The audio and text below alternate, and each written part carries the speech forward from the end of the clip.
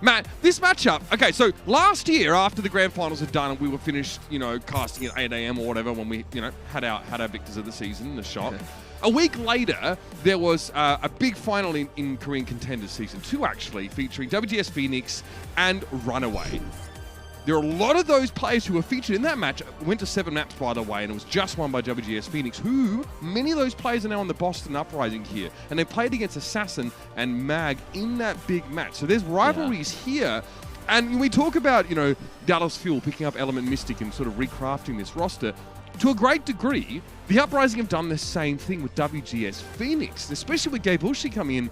You know, he played with Faith, he played with Valentine. I mean, a lot of these players have played together before. So, you know, some people think, oh, we saw this match in the main melee, you know what I mean? We kind of know how this is going to go.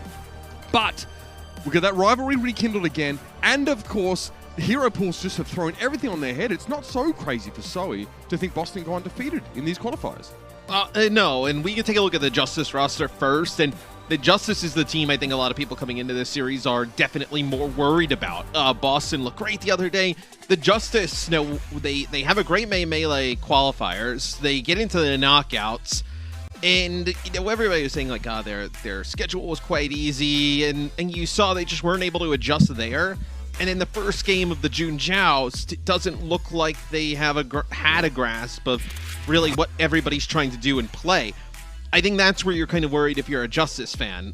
You go 0-2 to kick things off, especially after losing, you know, a game to Paris and then a game here. 2 games you think you can win or should have won. It puts you in a really tough spot to even make the knockouts for this tournament. Absolutely. The Justice, I mean, pretty... Listen, the match they played against the Paris Eternal, I think, you know, we kind of, you know, use a throwaway line of like, oh yeah, the score doesn't really tell the whole story, you know. And sometimes we just say that to make people feel a little bit better. I'll admit that. However, that was a 5-map 3-0, right? And it must have been really frustrating for the Justice map because they held on. They got themselves 2 draws over the course of that series. So dissatisfied, not able to get a map win despite how hard they were fighting. Let's look at the other side of the coin because the Boston Uprising must be feeling some kind of honeymoon period. Stand 1's getting set up. This is not a team that is playing double shield, right? They're still playing that Ana and Winston sort of style composition. So far, they're getting success out of it because Stand 1 really starts to look like a superstar in this kind of lineup. And Gabe also looks extremely solid, not only playing the deeper map, but also playing the Zarya. Myungbong was like the star of their match. Oh, yeah. The other day, though. His Ana was tremendous. His Baptiste is pretty good as well, but really his Ana is the one that you're looking at. That's really the game changer for the Boston Uprising. And we all expected this team to not have the same performances like they had in the main melee. They have a really terrible main melee. Gelbulsi comes in, you get a little bit more practice time. I believe him and Fusions kind of got here within the break. They do have Fusions, but we haven't seen them yet. And this looks like a totally different team now.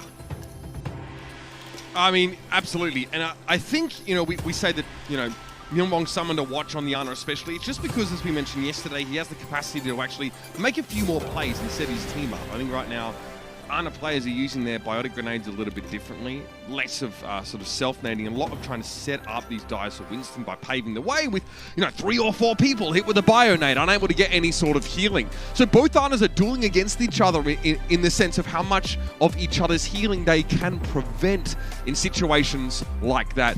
And Matt, look, knowing what the Justice do, we're probably not going to be too surprised to see them come out with a similar composition to Boston, right? See, you know, a decent amount of Winston used here. The Lijiang Tower, we're going to be kicking off a night market here in this series. And yeah, these 2 teams played recently, but it's a pretty different ball game right now. Well, you say it is a different ball game, which it is, but if both of these teams want to play the same exact thing, see, I like what Boston kind of is hovering over here. We've seen the Justice not be able to deal with the double shield, a little bit slower style comps. It seems to kind of throw Mag off a little bit, I know, where his Winston is so good. We saw him play pretty strong on the Reinhardt, but it wasn't like their biggest strength as a team. If the Justice come out, they try and play this rush with the Moira Lucio and the Reaper. You can play maybe the double shield, play a little bit of a distance for the Boston Uprising and make some noise in this series. Out of the gates we go now, and Like I said, rivalries rekindled, and these two teams are familiar with this matchup. It'll be a Symmetra TP to the point for the Boston Uprising, and they're coming out with a double shield here. The Justice had to be pretty clever with how they choose their targets here, and getting rid of Gabushi first is a very good start. It's one shield and a big body out of the fight already. Jeremy's getting to work with the Hellfire shotguns to find two, and crucially, Myeonbong was taken out of the mix. Still, but the Uprising have a bit of fight left in them, but with Stand 1, the last one to go down, that kind of tells you the target focus has been quite good by the Justice.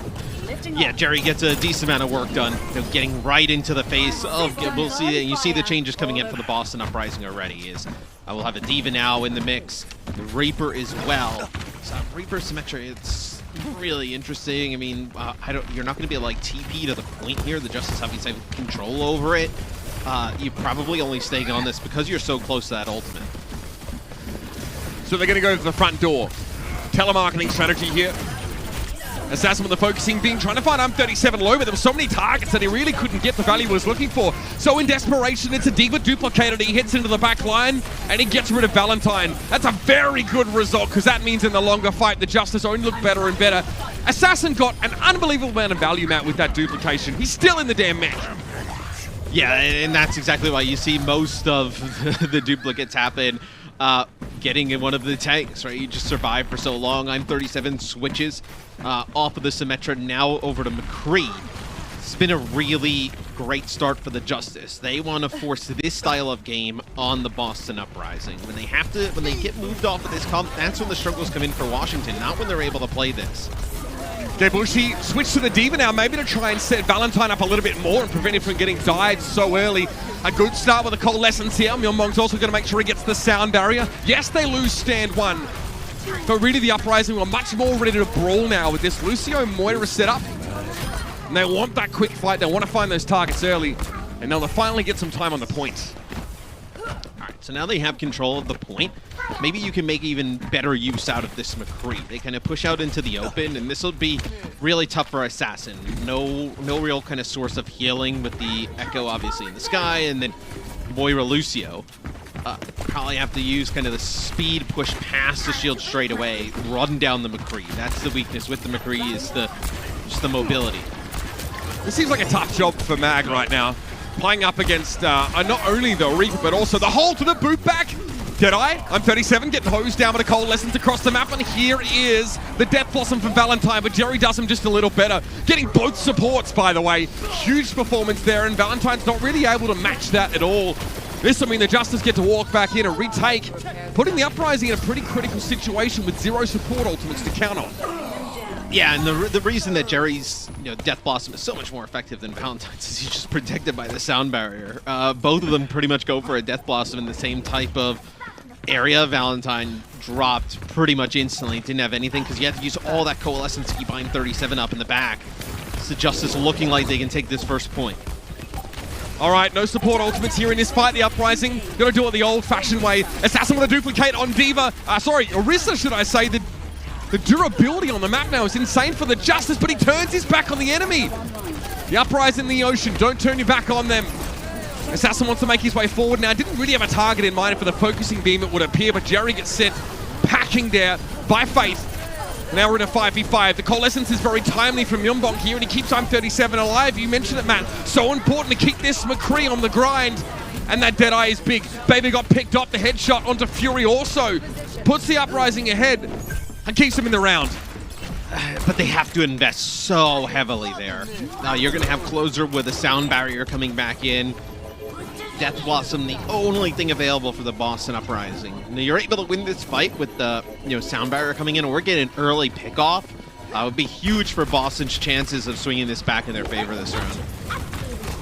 Here's the dive. Notice that sort of Mag goes in first, splits a little bit there from Fury.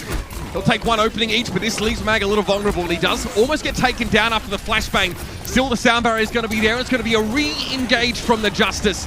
That sound barrier from Closer is gone now, but Valentine didn't find anything with the Death Blossom as a result. I'm 37 sent over the edge here. Assassin's able to boost himself back up, but Closer gets sent packing as well. It's Gabushi to get rid of Assassin, and the Uprising have the numbers again. They're at 87% and counting. This is looking very good all of a sudden for the Boston Uprising, as the Justice are the ones that have to initiate with this Winston Diva and haven't found the perfect entry point yet. They're running out of time.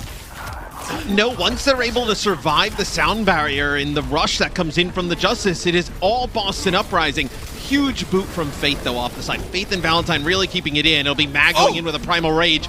Nuke down there with the Supercharger damage. Now, I don't think I've ever seen 1,000 damage come so quickly, but it was perfect timing for the Uprising. Wow. 9:37, just a Deadeye in the corner. Puts the Justice on notice. And a slow start for the Uprising really starts to churn along nicely, Matt. They didn't ever switch off that Orisa-based composition, so they're at a mobility deficit for the whole round, but they seem to be comfortable playing that way. Yeah, and this is how they want to play against the Justice. Force the Justice to kind of slow the game down and play in that kind of neutral area. I'm 37, I think, made an impact on the McCree. The Justice switch didn't allow Assassin to just kind of run free in the sky. We can take a look here. Oh, the holds! Really nice, especially getting the Lucio there. Obviously denying any of the healing that the Lucio can bring, the speed, but also in that area of the map, just being able to knock players off the side. Soldier 76, we've seen this from a few teams in NA, teams in APAC, with not a need for like a stun, right? Like with a flashbang, with no Tracer or the Sombra, nobody's really playing Genji a ton. Just really good consistent damage. And Soldier has his own mobility, right, with the sprints. So it is a bit of a shock just because we haven't seen Soldier being played like consistently in so long, but does have a place in this meta.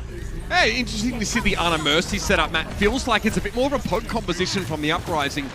And again, Valentine has a little bit more backup if he starts to clash heads with Assassin. But the Justice's composition, Matt, feels like he did what they wanted it to do, right? They just, get a couple targets, pick them off, get a player advantage, and let your Reaper just cause problems. And now we have Boston switch, but instead of bringing in a diva like the Justice, they bring in the Zarya. We saw them do this the other day, which is really effective keeping the Winston alive, allowing him to play even more aggressive than, let's say, Mag can. Stand one stands to receive a lot of these resources now, Matt, right? Zarya Bubble plus Ana. It's all about keeping the Winston active and effective. Valentine goes for a duplication, able to get rid of Baby, but Jerry does it the old-fashioned way. No ultimate required. In the back, Hellfire shotguns akimbo, and Jerry gets beamed on down. Nice bubble usage from Mag, though. Really difficult for Valentine to get to grips with him now. So Mag returns to the point, and it will be the numbers for the Justice, allowing them to maintain control. Yes, we're going to have Faith go over to Brig now. So this could probably be just to keep Myungbong alive. We've seen Mag go really far deep, being able to make Myungbong's life pretty difficult. We see what happens, in the past when you're able to get to Myungbong and stop him from doing really nice things in the backline, whether it be Batista or Ana. You're able to beat the Boston Uprising pretty handily. This will be a sound barrier coming in. Big purple hit by Myungbong coming in through too as well. Jerry just wondering where his guns will go right now. Didn't even have to use the Death Blossom. It looked like the impetus of the sound barrier was enough to get the Justice where they needed to be there. Nano Boost. Okay. Interesting. I mean, it was a duplicate from Assassin, so it's free. Doesn't really matter. We're still trying to puzzle out the sort of duplication of support heroes here. Sometimes it just seems like whoever. We saw a Widow get duplicated in the previous map. Anyway, I digress. 92% on the clock here, Matt. So you gotta wonder if Boston's even gonna be able to get a touch. Stan 1's able to get here. He'll have Primal Rage, but not looking good over the course of the rest of the map.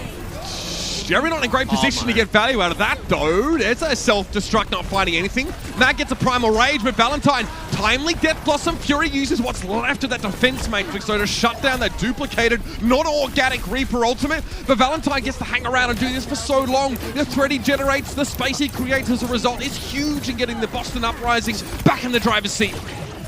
Such a huge play from Valentine there. Just a really quick kind of maneuver with the Echo ultimate. So Jerry is Death Blossoming right on top of Valentine, trying to get that kill after he already had gotten one. And Valentine immediately duplicates him to kind of go into that form and block some of the damage in Wraith form. And that allows I'm 37 to just drill the Reaper from range. There's a grab here, Matt, for Gaebushi. Could be a good start if they can keep Gaebushi alive. It's going to be Jerry and Assassin go down first, so no need for the ultimate now. Fury can't do anything about this charged up Zarya, and Gaebushi knows he just needs to stick to that diva until she is carved from the mech. This is looking a lot like that first point. I'm 37 with a Valiant spray, I think, there. Excuse me? He's never played for the Valiant. No, so there's quite a few teams. No connection there. Nope. The Justice are going to be walking in here 65% probably plus for the Uprising, and you may be able to get away with the Uprising just using the grab and winning this fight. Fortune favors the bold for Gabriel C. There was, of course, a Diva in a position to have shut down the ultimate, but Fury had no idea that the grab was coming. So everyone's heads get knocked together, and it's back to the drawing board again for the Justice now. 72 on the clock for Boston. And Boston will end up with the Primal Duplicate here. You have probably about even in terms of ultimates, because you're going to probably end up with a rally with how long this fight's going to go, because it is probably going to be the final fight of the map. What is the duplicate going to be? It looks like Winston, Assassin's just needs to try and find the Winston. And so he does. Into the back line now, stunned immediately, just ruined, absolutely destroyed. I'm 37 at the front, loaded damage to deal with the Winston in his face. Still there's a fight to be had though. Fate gets knocked over the edge or taken down eventually by Closer. It's going to be on 37, falls to that self-destruct. Gebushi a little bit out of position, but needs to get closer to the point to, get value out of this nano boost, and he does. He just walks across and starts beaming them down. This is scary stuff. The newest addition to the Boston Uprising, laying the Justice low, and the grab is the cherry on top here. Assassin removed very quickly, and it's the Boston Uprising who stand tall on map 1. And the Justice have to pump so many resources, and they try and go aggressive with the duplicate on the Winston, but Mag gets hit with a biotic grenade and it gets really, really low. Can't go in there with Assassin because Assassin's in so deep because he's got that duplicate. He ends up dropping. But then at the end, you still had Mag and Fury trying to contest the point. Myung Bunk hits a double biotic grenade on the both of them, and then the tanks for the Boston Uprising have a huge advantage at that time. That's a tough map for the Justice to lose. It looked like they were in control of both points and then ended up giving it away in the end. Matt, that was the story for them earlier on this week. I mean, was it yesterday? So many hard-fought maps and no Ws. The Justice just need to sort of break this kind of malaise that they're experiencing. They'll need to do it at map number 2, or this could be a tough one.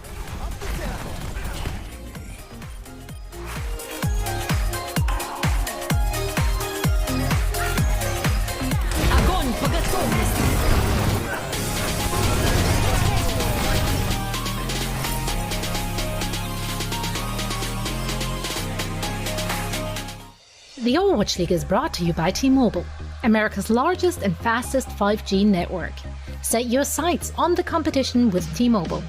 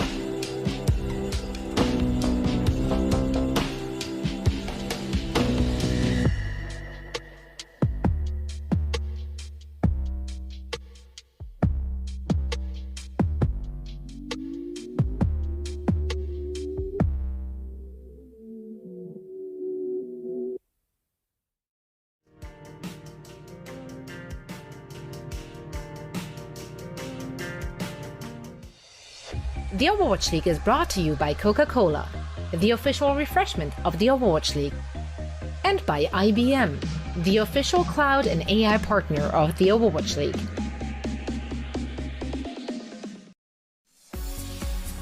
That's right, everybody. Need we remind you that as far as IBM Watson is concerned, entering this week, Mag and Fury are top 10 tanks in the league. But, Matthew, so far, the two of them have really struggled to deal with what the Uprising have been bringing, right? First, it was a Risa Sigma. Gabushi shows he's more than happy to switch over towards the Zarya and still have an impact and start funneling extra resources into Stand 1 when he moves to the Winston. The front line for the Uprising is looking way more flexible right now. Yeah, and it's quite odd. When we first saw that Mag and Fury kind of linked together here with the Justice, everyone was so excited for this duo. I mean, we know how good Fury is as an off-tank, and Mag was like the most sought-after main tank. And I think for the qualifiers for the May Melee, they definitely lived up to that hype. I remember, I think we casted the first game of the Justice where Mag like went crazy and had these, we saw like a Mag versus Fearless battle, which was just absolutely wild.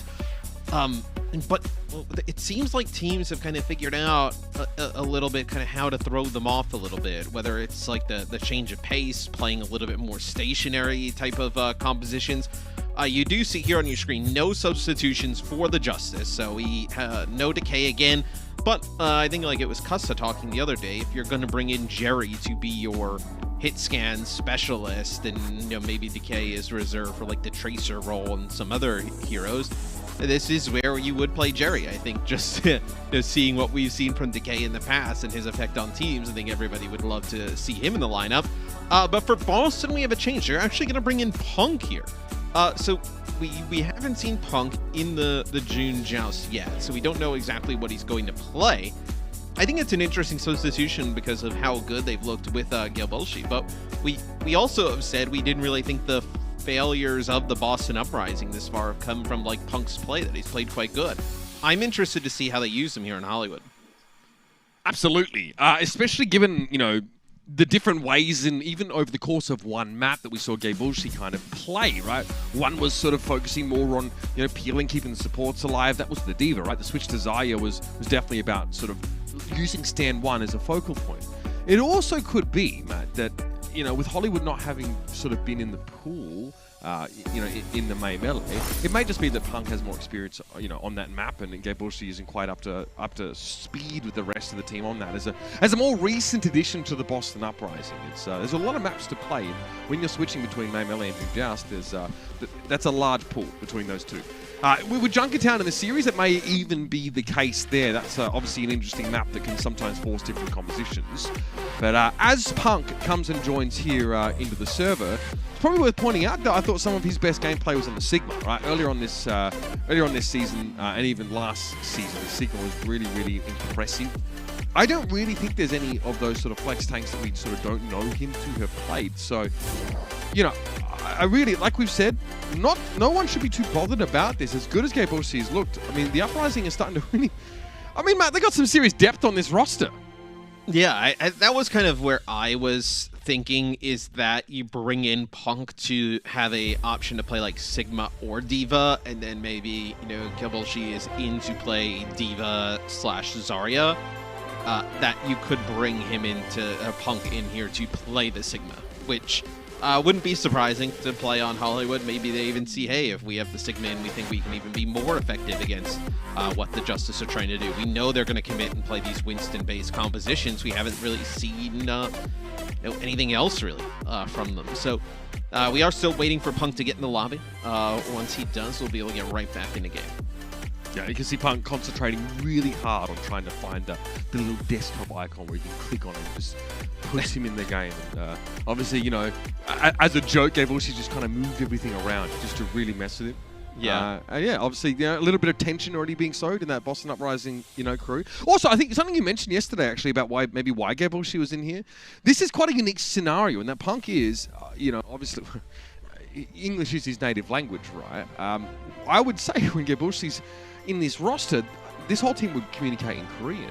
Now, you would think, yeah. I mean, yeah, now obviously they need to do so in English. Now, for people like Myeonbong, that's probably really not a problem. Same with I'm37. But again, maybe that changes how communication even happens, just that switch of the player. Here's your map leaderboard, by the way, for all time. You can see that the Washington Justice, well, they've been on the receiving end of a clubbing from both the Fusion and the Spark on Hollywood. So they'd like to rewrite history just a little here, Matthew. Yeah, I mean, we've seen some Justice teams that were not the best. I think even if this team is potentially struggling a little bit here, it's still better than some of the other iterations we've seen of Washington. So we'll see Boston on defense. I think this will be a kind of telling of what we are going to get from Punk. And it looks to be the Sigma, at least at the start. So this kind of makes total sense. You bring him in to play Sigma. Maybe you feel like you're going to play Sigma the entire map. You can play Orisa offense here on Hollywood, using the halts through the choke instead of dynamite. Okay, yeah, you sound like a Coco apologist. You remember that, the Dallas Fuel playing Orisa on offense on the Temple? I mean, that was just absurd. Shout out to my boy Coco. I hope he's doing well. there was zero reason to be playing offensive Orisa on Anubis at that point. Orisa wasn't even like good at that point. It was just.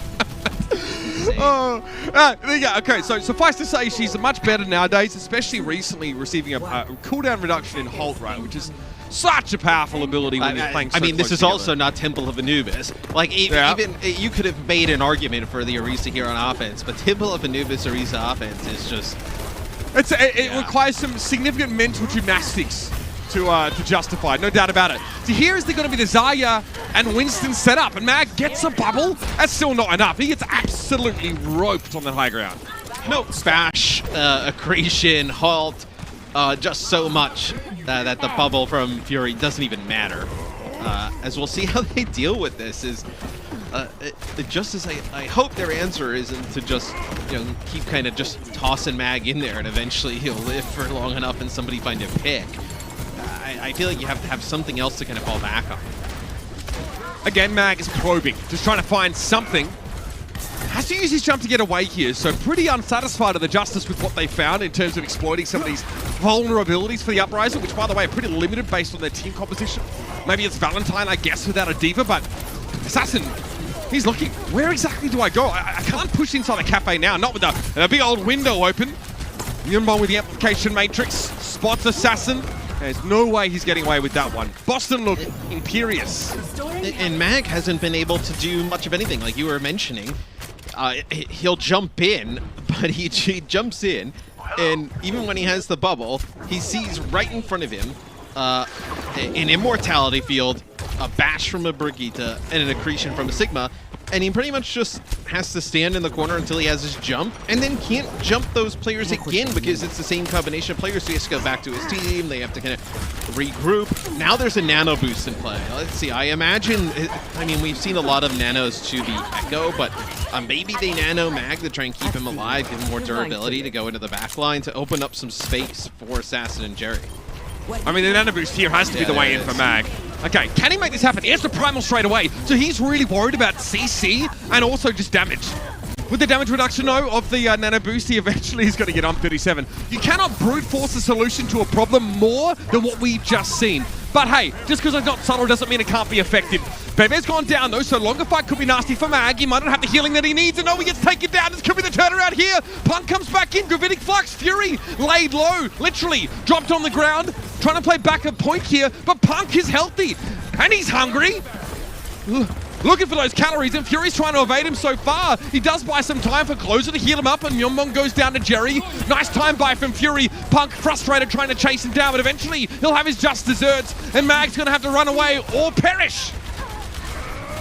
As you will have the Echo coming back in, the Bob's still in action. Stan 1 is actually down by the Mega, and he's 1v1ing Bebe right now. It's okay. So he's going to be able to pick him off. That's actually huge. Now you have to fall back. You don't have your main healer here. And this allows Boston to regroup a little bit, kind of catch their bearings. They had to use, both teams use everything in that. Assassin here, what do? You can't, there's no Winston to copy on the other side, so you're not able to get a hero that can access the high ground or kind of dive in. Maybe you go for the Sigma, as Jerry opens things up with a big headshot kill on 937. That's huge, though. Yeah, that won't be res. No chance for that with these compositions, so a great opening. That is just a straight-up organic pick at the start of a fight. 37's going to lock the legs and try and return to the fight as quickly as possible, and he will get here in time, but it's been 2 ticks. He's going to be the duplicated supercharger coming down. It will persist for a short while after the duplication is over, but the job's done already. Assassin will come out of that Orisa form, and the Justice get what they came for, but they pay for every inch. And I mean, as long as Mag has Nano and Primal Rage, or one or the other, he's able to stay alive long enough. but the Justice finally get the cart moving. They'll go and try and take some of this high ground, which they absolutely need. You cannot let the Orisa Sigma with the Ashe get set up here on the high ground. It'd be really difficult to break, as I do believe Valentine right underneath where the Justice are playing, inside the saloon. So see how he decides to play this. Maybe they try and go up, make a play, as that'll be a nano boost onto Mag. I mean, look how split the Uprising are. That's definitely a vulnerability that Mag's trying to exploit right now. Ooh, his bubble doesn't land on time. Yeah, fortunately not punished for it though. He's able to drop back in, but they've lost Assassin in the meantime. So Mag really doesn't do anything with those few seconds, doesn't get any heads turning towards him, and as a result, some of the squishy parts of his team get decimated. Punk says, okay, I've had enough. I've got my Gravitic Flux available here, and look, I mean, if nothing else really hits home how much hero pools change things than this right now. This Winston from Mag, which looked so good in week 1 or in the May Melee, got him so many players of the matches. Now it looks pretty bad. The Widowmaker here for Jerry as well. So switching off the Ashe to go to Widow. Obviously Widow much better like long range, where it seems like Jerry trying to play now, basically back in the main choke. Maybe just trying to catch the Boston Uprising sleeping a little bit. But Boston knows they have to come and contest for this high ground. And there's not many ways they can go about doing it. So you're probably waiting. I was going to say you're going to wait and get your Nano onto Mag here and then farm up his Primal, but he's already got it. So maybe you end up giving this to, I was going to say Assassin, but he's down. Gravitic Flux now. Is that enough though? Yep, Bebe gets destroyed while he's in midair, but 37 has fallen, so what does Punk do here? Look at him, he's trying to peel for his backline, but he doesn't, without accretion, it's a little bit awkward to try and do that. Fury though, knows he's used the bubble, he's gonna get knocked down. Punk wants to charge towards him. He's looking extremely good on the Sigma so far, and that duplicated Zarya does a heck of a lot just to force the Justice back. Valentine short, no Graviton Surge, it's not needed. There's 18 seconds left, and the Justice have barely gotten off the starter's block on this map.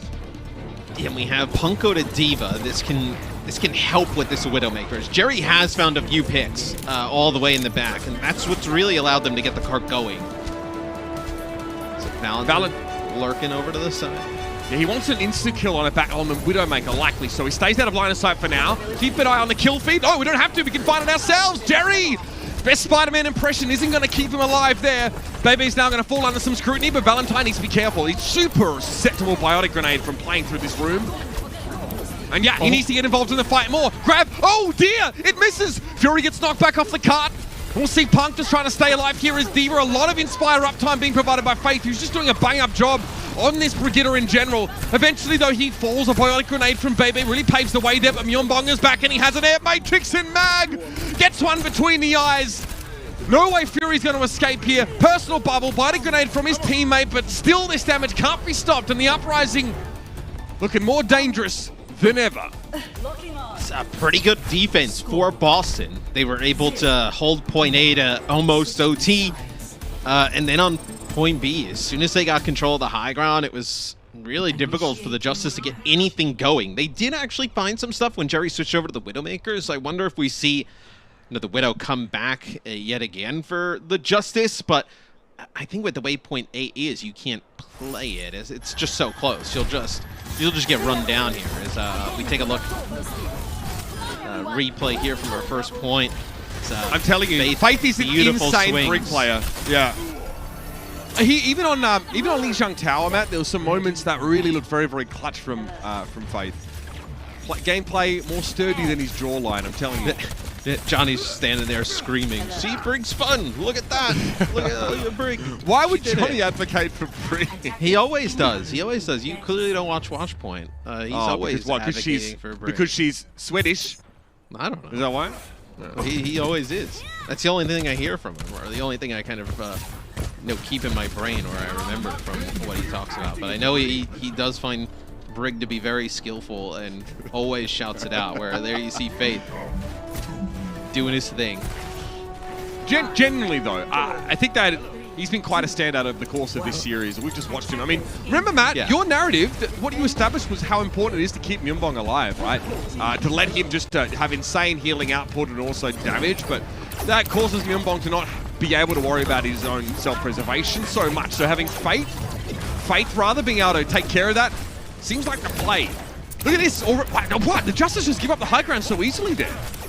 Yeah, and they've given up the choke here with the May, or at least it looks like. A few players make it in for Boston.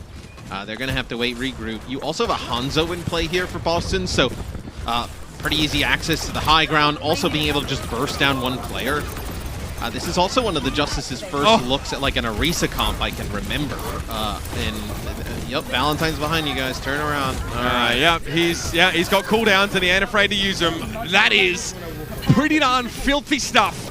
Again, so maybe the Justice give up the high ground because they see an Orisa comp and they're like, well, okay, well, they're not going to, Winston dive us up here. We're probably fine to drop down and play, but it seems like the Uprising, they respect the May a lot and then they remove her. Well, I'm also a little bit confused by the May, because we have an Amp Matrix here from Myunbong Bebe will drop his as well. Beautiful haul to bring him back within line of sight.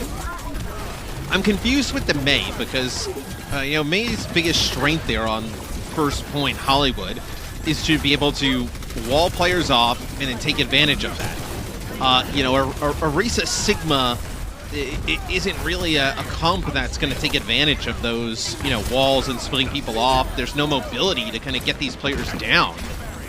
As that becomes just a really odd scenario for Washington. This will be Valentine, Desperation, Flux here off the back of the duplicate, but Boston. Yeah, my guy looking real desperate, just wiping his eyes with dollar bills, Matt. It's tough out there. Supercharger plus Gravitic Flux here. You can get a halt plus a Flux coming out of the spawn. Bob will get rushed to the point to get a touch. Big Gravitic Flux getting rid of Jerry at the start of the fight. Punk gets a little bit of extra shielding there. He's going to drop as soon as he hits the ground. Yeah, but it may not matter here because the Uprising, they get the cart home. Oh my! That's incredible stuff. They change up their rostering. They bring Punk in and they just look just as powerful. Granted, Matthew, the Justice make some interesting decisions. I'm curious to tease more out about this May conversation, but we may not see it again because it just looks so bad for the Justice. I don't think we will. I think that the Justice need to really go back to the drawing board, and I think this is what's interesting with having hero pools in. Some teams looked at it as like, well, let's just kind of continue to play some of the things that were strong, like the Winston Zarya and even Winston Diva. And then some have just kind of flipped it on its head, where now, hey, we can play more Orisa-based comps, whether it's Orisa or Sigma, and really take advantage of that style of play. And it seems, at least to me, early on, that's definitely winning out. Well, stick around, ladies and gentlemen. It's time to see if this zany Washington Justice can come up with something that sticks, or if it's going to be the Uprising that give them the gavel. Stick around. The Overwatch League is brought to you by T-Mobile, America's largest and fastest 5G network. Set your sights on the competition with T-Mobile. And by Xfinity, the preferred internet provider of the Overwatch League.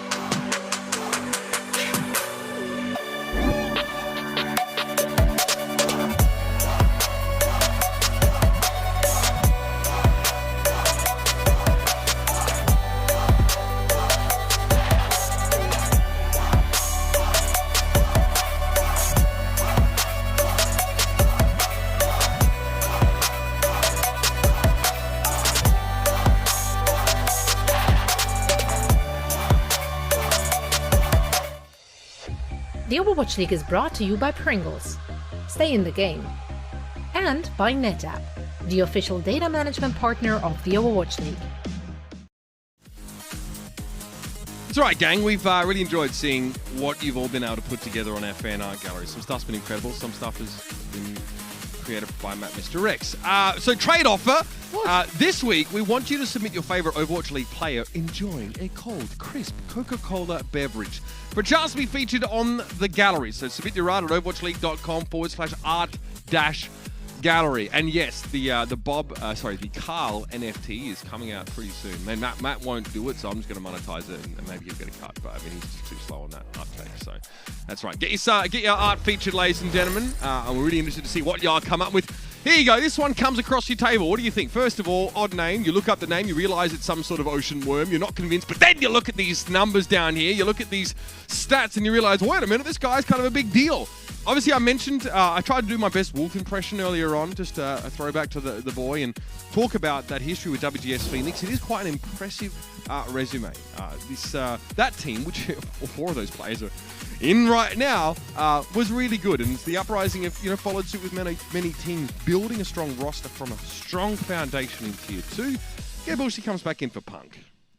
Yeah, I was going to say, that's the only substitution we have here. So Justice fans looking for, Decay to come off the bench as Superman with his cape and save the day.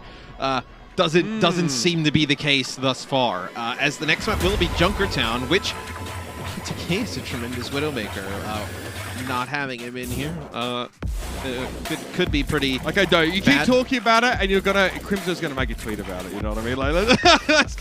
You know what I mean? I'm just saying, we're all wondering where the guy is. There's like wanted posters out there. There's wanted posters inside the Washington. Crimson knows, even when they're not teammates, he knows why Decay is not in. He's like, all right, you're giving too much juice to people, man. You are giving way too much. All right. The Justice will be on the attacking side, and of course, as a reminder, these are your unavailable heroes. They're out of rotation right now, so that means Tracer and Sombra, and maybe that's, one reason why we speculated, that someone like Decay isn't playing, because he was the Tracer guy for this team in the May Melee. But we know he can play so many other things. It may just be something that's like predetermined with the Justice lineup and who's playing what on what maps and how they can scrim. Totally. So we do have Jerry potentially play the Widow here on offense. I will say this is a bad map draw for the Justice, because this is one where double shield is like pretty strong on at all points, right? You can play the Orisa Sigma, Orisa Diva pretty much the entire map. So it looks like at least at the start, obviously things could change, potentially double sniper here. It'll actually be Jerry staying on the Widow. Assassin will be playing the Echo. More interesting, I think, is no Widowmaker for the I'm37 on defense. Going to play more around these shields, play for more kind of... maybe thought they were going to play double shield on the other side and more for just pressure overall, just like a damage output. But no Widow counters, so Jerry should be able to find some type of openings here. I'm 37 on the Hangzhou here. So we kind of talked about this a little bit yesterday. Great for shield pressure, but against Wrecking Ball, also pretty good just to pump damage into him if he gets stunned for any reason. That was Halt combo, there was a stun there. A lot of things we used to deal with Mag, and now what do the Justice do? It is a lot to deal with Mag, but also if you're Mag, you can't just kind of like go in towards the whole team and ground pound into a Brig Halt accretion setup. Like, even Diva's defense matrix not going to save you there. Especially how do you play around that then? Well, especially because there's an Echo in play, because as soon as you get to 50 HP, she just focusing beams you down, you're dead. Yep. It has to be a little bit more selective, right? There are some players split over the course of the map here for the Uprising he can take advantage of. Right, to keep... Oh, okay, that shield was down for a split second, and Jerry's able to take advantage of that and get rid of Valentine. Good opening here, and that's why the Widow's there. Almost some inevitability about Jerry on the Widow. There's a pick on the way almost every time. And now look at him wrapping around. Look at this positioning, though. The Boston Uprising, they rotate all the way through, and they basically take the choke from the offensive side. One of the weirder switches is I'm37 goes to McCree. You want to play McCree against Widowmaker at this part of the map? This will be infrasight use here by Jerry. That is just Why don't the Justice position. follow up on that? Like, I know Jerry's in a bad spot, but can't Washington push in and take advantage? With what? I mean, they don't have a Lucio speed boost. Like, are you just going to send Mag in there to jump all the way across the choke and die? I mean, there's no way they follow that up. There's just not really That looked like a chance. disconnect then, Matt. Looked like they weren't on the same page, Well- or maybe Jerry just individually decided to go too far. Well, what happened is Jerry was all the way behind on, like, the defensive side of the map, like we were talking about. And like I said, the Boston Uprising had taken, like, a position where they had put their shields facing their spawn, like, more taking, like, a offensive angle. And the rest of the Justice kind of rotated back around and they flipped the map back to normal. Jerry didn't get the memo, and he was still over there behind. I like this. I mean, right now, you're pretty scared of Jerry getting a good spot to find a pick, so you actually are using Gabushi pretty aggressively on this left side to make sure Widow can't just peek around. Okay, we're duplicating Hangzhou here. Interesting. I'm 37 He needed finds to stay Assassin. alive. He was really low. There you have it. Can he get value here? Might be easy connections with the arrows now with the Gravitic Flux follow-up, but are we going to get a free Dragon Strike? I mean, what more could you really ask for? That is disgusting, Valentine! He gets Bebe with the Dragon Strike, by the way. Okay, dude. Look at him, like he's I'm so boomed that like his picture looks blurry to me. You know, I'm like astral projecting. My eyes aren't working properly. It's just like getting held here. Obviously, it's been pretty poor for the Justice thus far. You know, losing to Paris in like a 5-game series. But, like losing to Boston in this type of fashion, like that's a lot of questions going into the rest of the June Joust for this team. The one question I have rally. is, where Faith has that rally at the very least. So the one question I have is if the Justice can get this done in time, because Assassin gets picked off early. Again, the rally's in play and it had to be a Mercy Resurrected's close. Nobody's on the cart.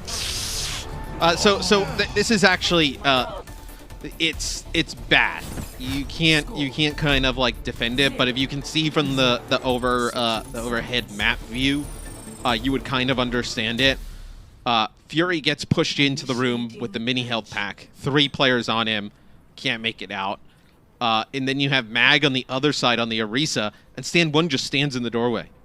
Just blocks him from even getting out of the doorway. So, and then you're playing double sniper with a Mercy Baptiste, so they're all pretty far away from the payload.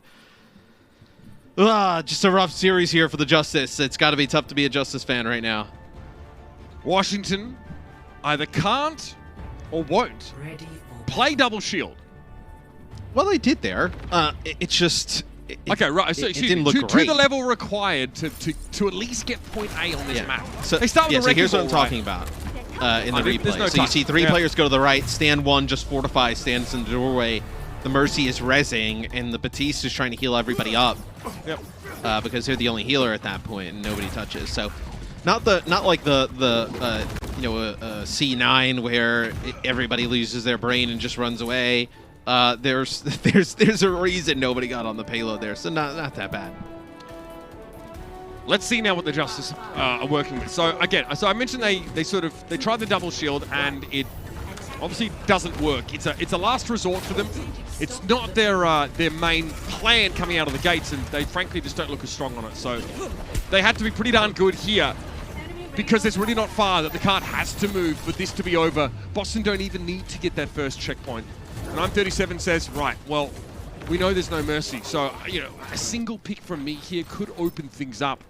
And Jerry's sitting well back in a safe spot as he can But with find. the double shield, and you're just kind of looking down this choke, you're relying on a ton of teammates' damage to break these shields, and then also the players being in that line of sight. So Jerry actually finds 1 on the flank. His 3 players are actually running down Jerry. You have Faith and Gabushi here very far. There you go. This time, though, the Justice do take advantage of the fact that Jerry's getting singled out, right? They push in with Assassin. They catch Faith, who I think was not sure whether to go with Gabushi or not. I mean, yeah, they take advantage of it, but it's the slowest flank of all time. It's a Sigma Brigitte running down the right-hand side of Junkertown all the way. No speed boost, no anything, just sending it down. Chasing the Widowmaker. Of course they're going to be able to react. I mean... The Uprising, yeah, it's not a speedy composition. That also means that they don't have a ton to deal with Jerry at range. You know, I'm37 can try and duke it out with him, but it's more likely I'm37's looking to work down his shields. Pressure mag. Face down again.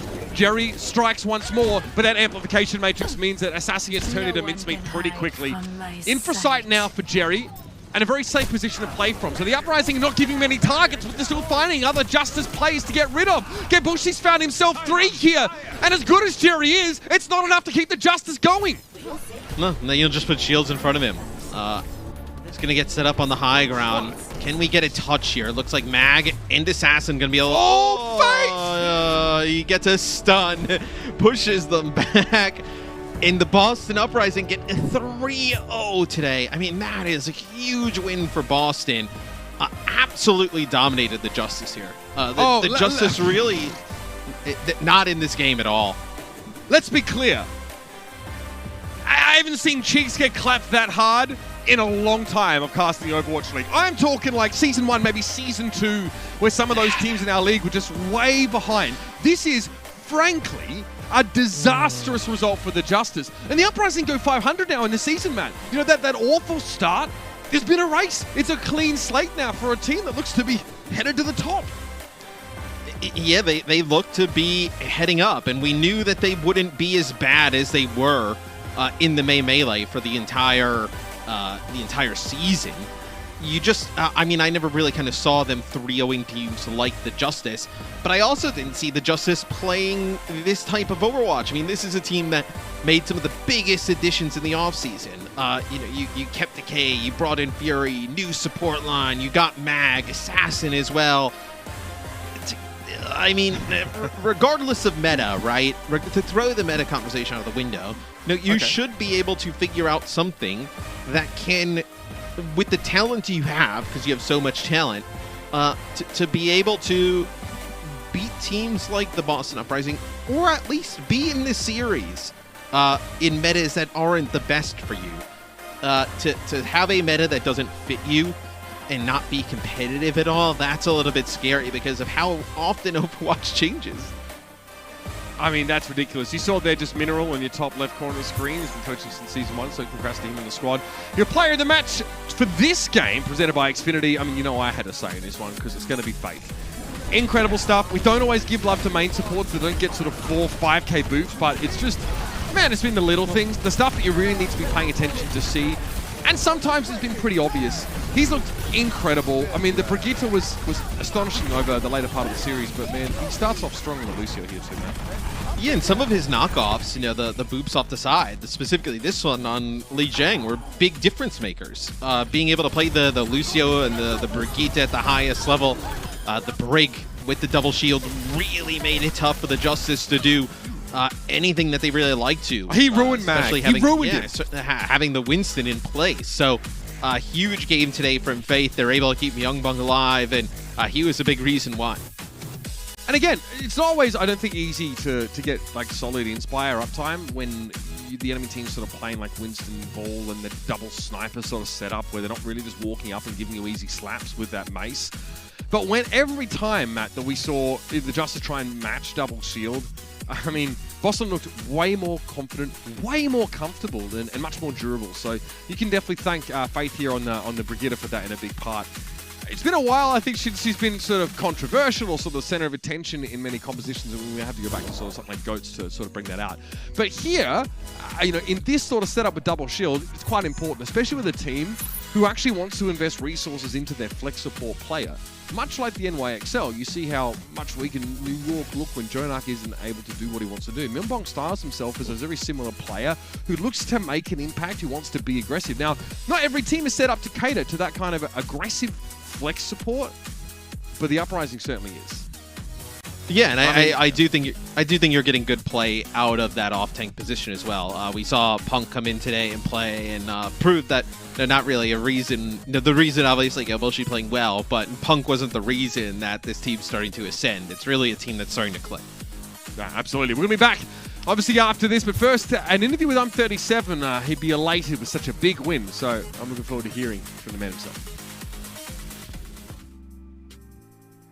Mitch and Matt, thank you very much. What is up, everybody? Welcome to Game Break presented by Pringles. We're joined here now by IM37 for Boston Uprising. IM37, congratulations on the win today. I almost did it in Korean. Did you want me to translate that for you, or are you gonna do it in Korean this time? Because I remember back in 2019. I'm going to do it in Korean if I can. You wanna do it in Korean? You wanna do it in Korean? Yes. Okay, sure. You're not Yeah. debating me, right? It's not. You're saying you're nah, just saying that you're gonna do it in Korean. No? No. Are you okay? All right. Go in Yeah. Korean then. I trust you. All right. So my Okay. first question for you, I'm 37. It's you guys had quite a dominant showing today against Washington Justice. What gave you the edge today? 오늘 Washington. Guys, this is weird. Alright, I'll just do it in Korean. Alright, 오늘 좀 경기에서 좀 굉장히 좋은 모습을 많이 보여주셨는데 좀 어떻게 해서 오늘 워싱턴과의 경기에서 잘 이렇게 해서 승리를 거두시게 되셨나요? 우선 워싱턴이 어제 파리전에서 5번째 경기를 리장 타워를 하면서 우선 무슨 조합을 할 건지 이미 알고 있어가지고 거기에 대한 대처가 잘 됐고 그냥 그 이후에는 기세를 그냥 이어간 것 같아요. Right, so basically against we actually saw Washington's game yesterday, and after seeing their games yesterday, we sort of had an idea what the Washington Justice were going to be playing for our match today. So we sort of had that in mind, and we sort of used that to our advantage, and we prepped a lot for against Washington Justice using those things that we already knew, and came out with the win. All right, my second question for you, I'm 37, is going to be your next match is actually against the Paris Eternal, and based on what you saw, I'm pretty sure you guys saw how the Paris Eternal have been playing in the June Joust. What are your thoughts on the team, and do you believe they have a good grasp of the meta right now? Do you want me to translate this? Yes, I'm doing it in Korean, so You want me to do the whole thing? Oh, all right. I'll continue. Yeah. Sorry, I just wanna just check if you wanna do it in English or Yeah. Korean. Alright. So 네, 일단 뭐 다음 경기는 이제 파리 팀과 경기가 있는데요. 아무래도 보셨을 것 같아요. 어느 정도 이제 파리 팀이 어떻게 좀 지금 하고 있는 걸 좀 보셨을 것 같은데 그거에 대해서 좀 생각이 어떠신지, 그리고 좀 파리 팀은 임삼칠 선수가 보셨을 때 좀 이제 지금 메타를 잘 지금 이해도가 어느 정도 있다고 생각을 하시는지. 우선은 어제 파리 경기했던 거를 봤는데 나가 선수가 되게 잘하더라고요. 그리고 이제 메타에 대해서 이제 어떻게 해야 잘 이기는 방법도 알고 있는 것 같고, 그래서 저희도 2승 이미 했다고 느슨하지 않게 그냥 더 준비를 잘 해야 되는 것 같아요. Right, so yes, I did take a look at how the Paris Eternal have been playing. We've seen their games, and I just want to highlight the fact that Naga is a really good player, and Paris Eternal definitely do have a good grasp on the meta. They sort of know how to get those wins, how to win those plays, how to make those plays during the matches. And also, I just want to say that even though we have the 2 wins right now, we're 2-0 right now. I don't think we're going to be sort of cocky. So we're just gonna be humbled and play as best as we can for our next match against the Paris Eternal. One more question for you, especially I am 37. So Boston Uprising is one of those teams that sort of broke a lot of people's pick'ems right now, especially me. Yes, I'm sorry for doubting you guys. I just want to say I'm sorry for doubting you guys. Anything you want to say to those people who sort of chose against you for their pick'ems, and sort of had their hopes and dreams broken up and lost their chance to win money in a very nice Widowmaker statue? Yeah, we won 2 games in a row, so maybe you guys need to change your mind and then pick the right team that's gonna win. So yeah. Yes, I will definitely keep that in mind. Thank you so much, I am 37, for your interview, and again, congratulations on the big win, and hope to see you again soon. Hope to interview you soon. Thank you. All right, thank you so much. Let's head back to the desk. Thank you so much, Donnie. Thanks, I'm 37. Well, dare you hear it? Just pick the better winner. Like what? Just pick Boston. Yeah. Hard. Danny, come on. Pick a different team. Just pick better, man. Absolutely adorable. Yeah. Love it. right. Well, now this is a tough week for the Justice, of course. Losing their 2nd game in a row. Reinforce. You didn't pick them to win this game today, and you kind of saw this coming, and we saw it again in today's match, that they're just kind of forcing things which don't work for them. Yeah, it's hard to make the last-minute adaptation, of course, because it didn't work for them yesterday, and then I think maybe we give it one more go. This is what we practiced this week coming into this weekend's matches, right? So it's hard to make that last-minute adaptation like, hey, we're going to play double shield, but that's kind of what you have to do now in hero pools. You've only had like a week to prepare, and everything is a bit all over the place. You have to be fast with these adaptations. So I actually had the Washington Justice winning going into this weekend, but then I saw immediately yesterday it was an Uprising, of course, their match, and then Washington Justice, how they played against the Paris Eternal, and you have to make those last-minute adaptations, whether it's your pick'ems or it's your actual compositions in game. Washington Justice, they weren't able to make that adaptation, of course, and they ended up going down to the Boston Uprising, who played the superior composition, had a better understanding of the current meta. That being said, though, Washington Justice, they have some spectacular players on this team. Obviously, going into the season, a lot of people rated this team highly, so I wouldn't necessarily count them out yet. I think today's match was a lot about the unpreparedness going into this weekend overall. So I think perhaps going into the next couple of weeks, maybe if they improve their meta a little bit, maybe if they start playing some double shield, figure out, you know, maybe we play as Assassin on the Echo, and Jerry, he had some moments on Junkertown actually. That being said, their next two matches, okay? Florida Mayhem and the San Francisco Shock. So it's tough for the Washington Justice if you want to make it to the June Joust knockout matches. So can they do it? I mean, Shock has been struggling a little bit in the main melee. Florida Mayhem, how are they going to adapt to a double shield meta? It's doable, Washington Justice fans, but it's going to be really tough. Absolutely. Now, Florida Mayhem, we are about to see them heading into their second game of the June Joust. They will be facing off against the Houston Outlaws. And I mean, yeah, Mayhem did win their first bout, but it wasn't like super convincing. Like neither Outlaws nor the Mayhem really impressed you in their first showing in this tournament cycle, Costa. Yeah, but I think both of these teams didn't have a great grasp on it. I think Florida had a much better, almost simpler version of it. They did want to keep playing that Winston and that style that they thrive so much in Melee on. And they did play a little bit of double shield towards the end, and you heard OG in his interview after that match, he's like, we didn't play very well, but primarily I didn't play very well. And I think you're going to see that reflect in this match of OG, I think, has had some time to play the match. I think he's going to come out, play a little bit more of that Orisa, and enable the rest of his team. And the Outlaws just, I think you go back and watch that match and you have a lot of questions. Why was Jake getting subbed in on Junkertown to play Brig, a very big double shield, double sniper match? They played a lot of Genji. It cost them Hollywood. It cost them another map as well when they tried to play Genji somewhere. So I just want to see some simpler game plan from the Houston Outlaws. They have great players. You don't need to do these unique things to get wins. I want to see them just go back to basics, come out, just play their game, and I think they'll get the win. Reinforce, which tank do you want to see in today? Because they showed us a bit of Janu, a bit of Dreamer. They just rolled them in and out. Was there anything you liked about those substitutions?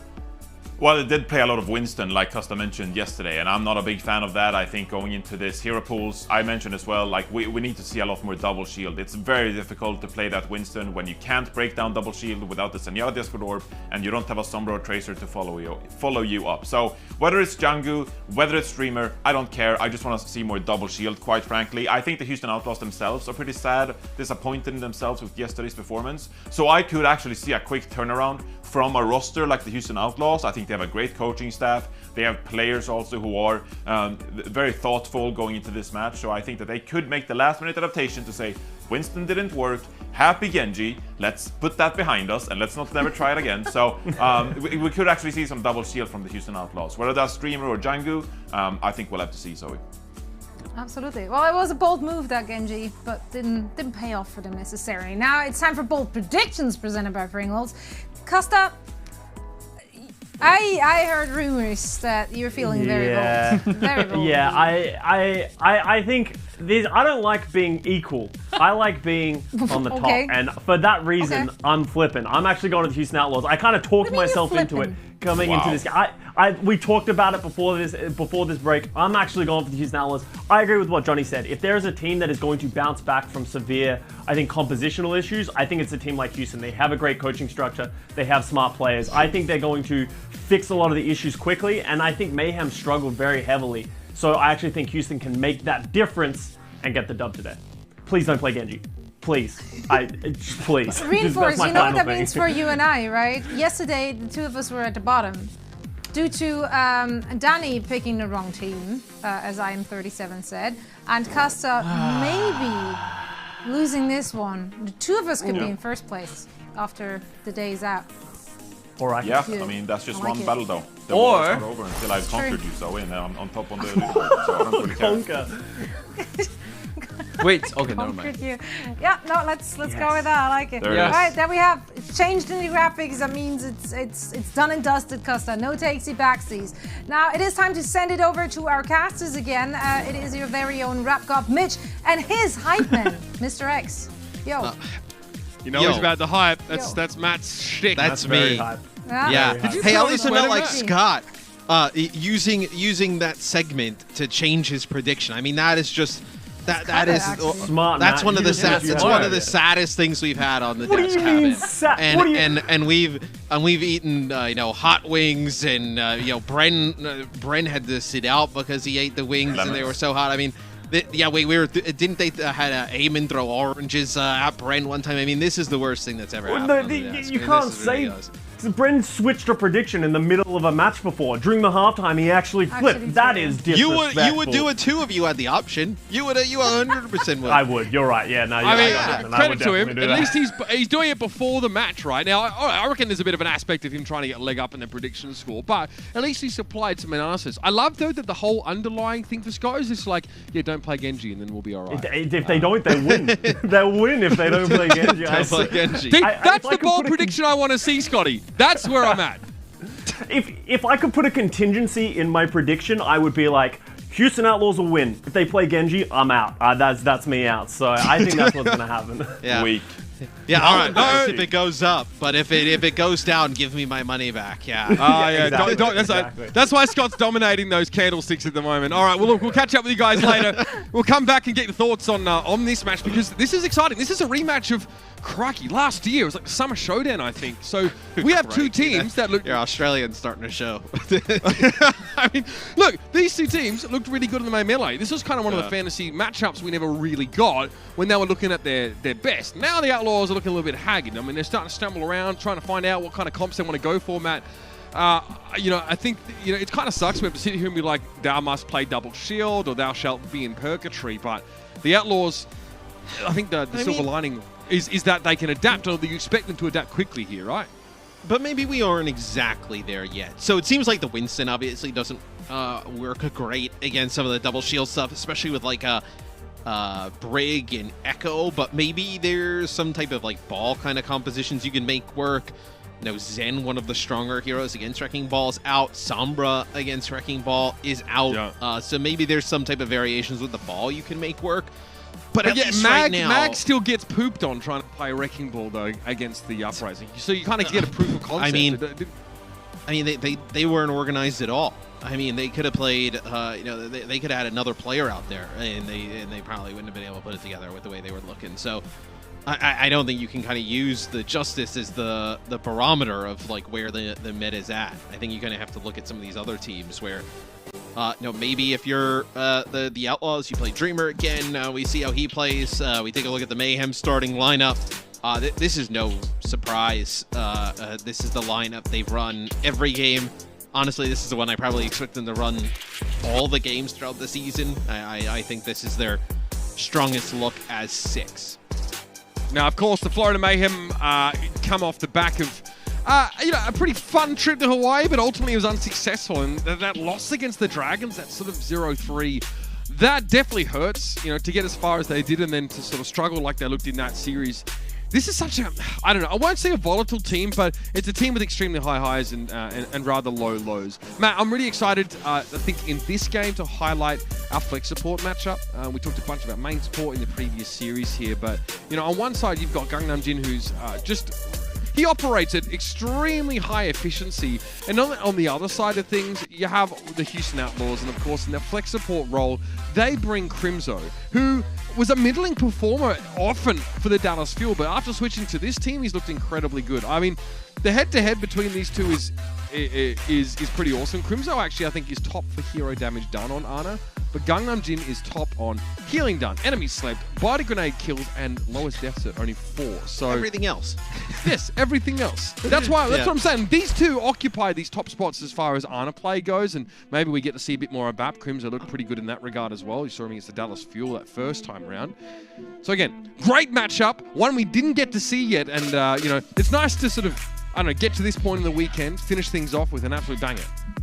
Even when Crimson was on the Dallas Fuel and they were not playing good at all, he still had a lot of bright moments and bright spots. And I think, you know, one of the, I mean, if the Dallas Fuel doesn't kind of redo the entire roster in the fashion they do, they very well may have kept Crimson. I think he was that good of a player. Probably would have been one of the only ones, you know, obviously with Doha that they would have considered keeping. As Busan will be the map number 1. So we get a really good matchup across the board. Everybody in the lobby matches up great with each other. I'm interested what they do with Dreamer here yet again. So Junggu is really he's the only main tank on the roster for all of the melee. Now they signed Dreamer right before, and he's gotten a lot of playtime. They haven't just signed him and kept him on the bench and talk about including him eventually. You know, he's been signed and he's playing straight away.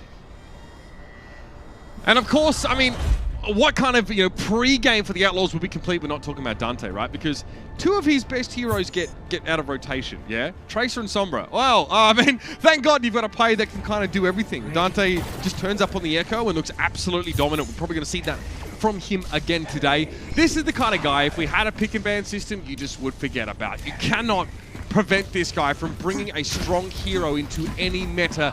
And that's what makes the Outlaws resilient, in theory. The issues have been definitely more about the adjustments to the tanks and how they play double shield, mate. It looks like they're intending to go that way.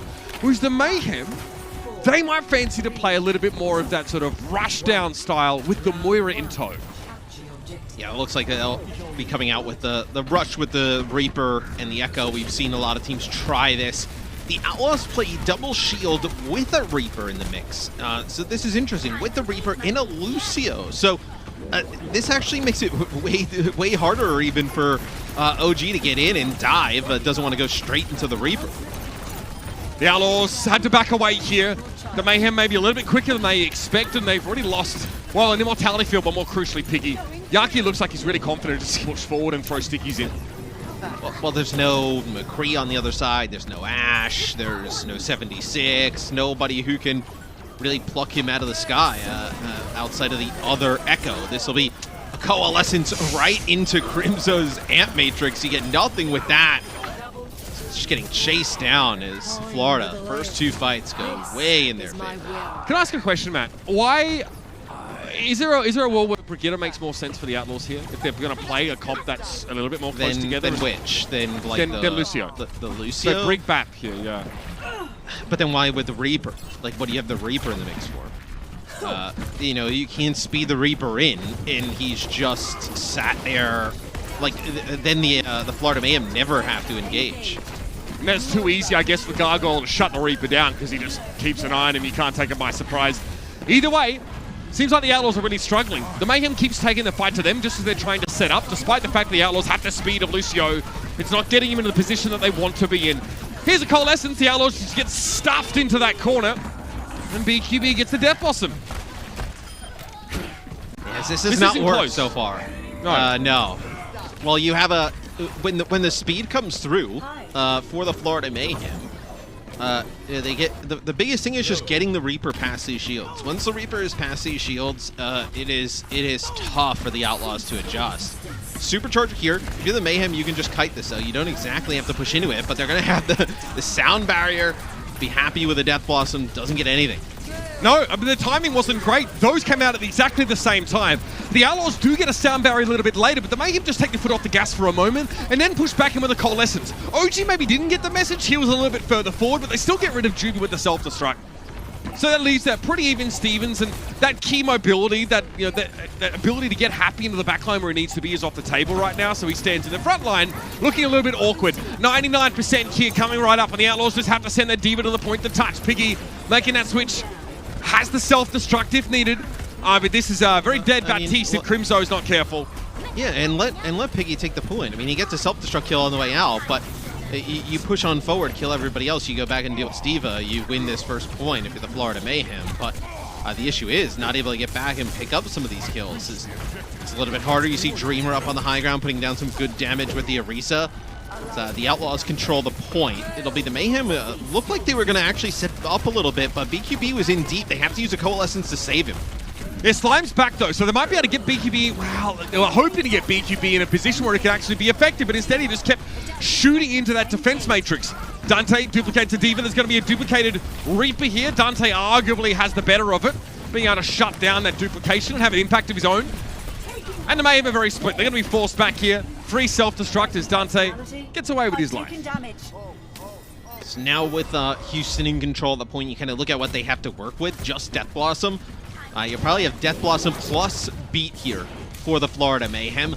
For Florida, it's just figuring out how you get a fight in a choke or in a close area with a DMAC and being able to actually do something with this Death Blossom. Again, keep an eye for the defense matrix. That's going to be just put over BQB like a cone of silence if he gets close enough. That's what Piggy is on high alert for. Look how quickly Dreamer's barrier goes down, and look at how the Mayhem try and take advantage. Soundbearer and Coalescence get overlaid here. In fact, a lot of ultimates just get used, but that's the chaotic nature of the Mayhem, and they can see victory a mile off. And that's why you play the Winston Diva with this Reaper type of rush comp. When you're playing the Reaper rush, to play it with Orisa Sigma at the start, you know, all those heroes like are just kind of like counterintuitive to each other, right? Like Orisa Sigma want to play more stationary. You have a Lucio Reaper in the mix who want to get aggressive and push players down. I just don't understand how Happy's supposed to get into the backline safely when his tanks play statically. It's a tough job. Like, you're asking for a lot from Happy. I mean, you can sort of teleport in, but there's too much of a sound cue. And if you're trying to run them down, you know, what happens when you get the Orisa and the Sigma, like, into the mix, right? Like, those are not the tanks you want to just have in, like, close quarter type of combat. So, a little bit of an odd play from the Outlaws early on.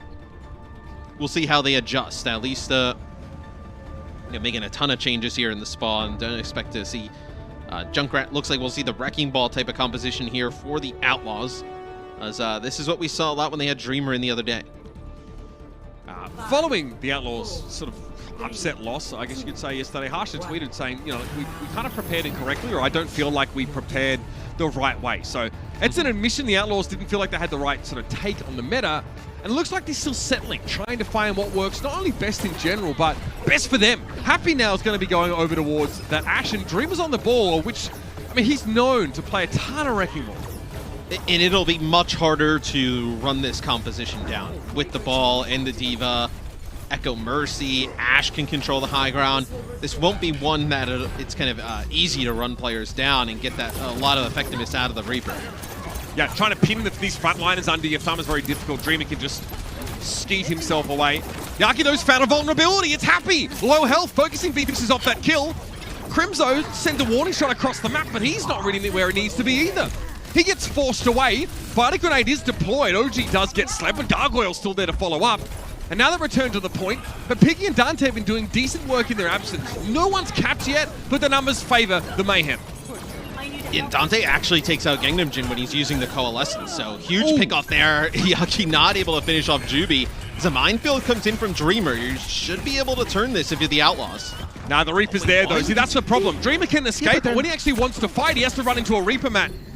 But they weren't even really close at that point. Like, you secure the point. Dante's going to use a duplicate here. They're going for it. Going, and yeah, Happy's coming back. I was going to say, like, the Outlaws should have the advantage. Well, OG gets his shield. OG's shield gets taken down by a free self-destruct, right? So you can't really... Another one? Oh my god. Dante, pretty ridiculous stuff there on the duplicated Diva. What do you think makes them think they can run in like that again and sort of get the flip, man? For the Mayhem, you're saying? No, the Outlaws. What makes you think they replied that? Oh, well, I mean, they had like a small player advantage, like coming back through the choke. And even with those 2 kills, you still had the Ash up on range to just block players coming through the choke. You didn't really have an opportunity for the Mayhem to get everybody above through there safely. So, yeah, it makes total sense that they fight it and they're flipping the point. So the Mayhem get through safely this time around. Yaki He's looking for Dante here, but Dante got nano boosted, so yeah, forget about that. Now instead it's about shutting down the impact of the Echo instead of just destroying her outright. Yaki, bit of defense matrix used there. He knows he gets de-mech by that. He didn't have boosters, but he has a self-destruct of his own, gets the mech back. And we're back at reset essentially here. Dante finally taken down, and over the edge, I think the Outlaws know they just need to end this fight. The Mayhem are back in control.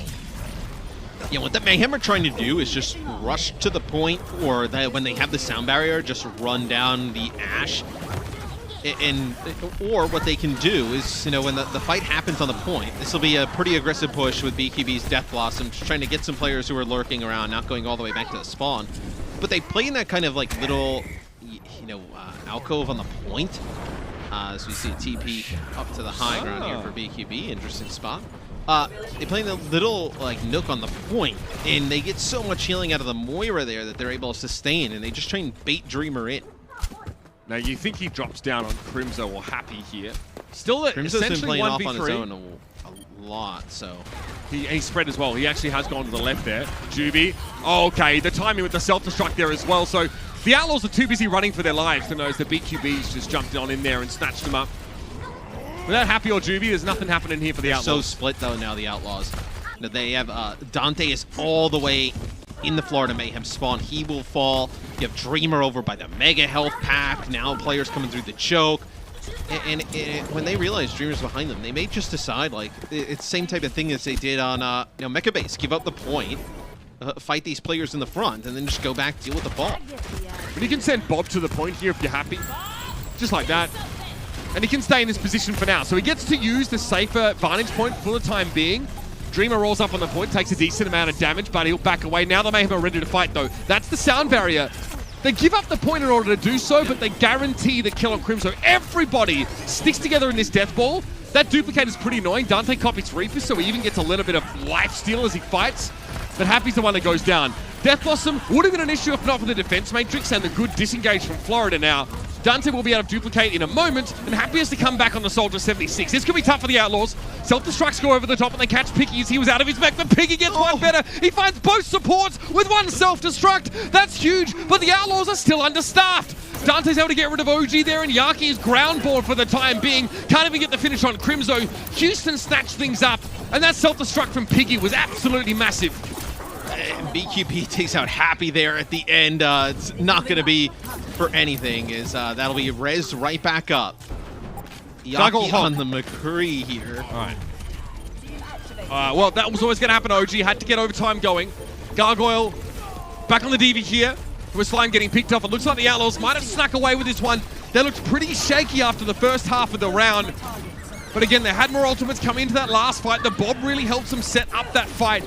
Gargoyle demeched and dealt with by Helix Rocket. BQB heroics. No, defense matrix. Cone of silence. No, unless. Yeah, this is what I mean by no. I mean, they have Yaki up on the high ground on the McCree, and he's been able to get behind them on the high ground, then drop down. And the Death Blossom was in such a position to do so much damage.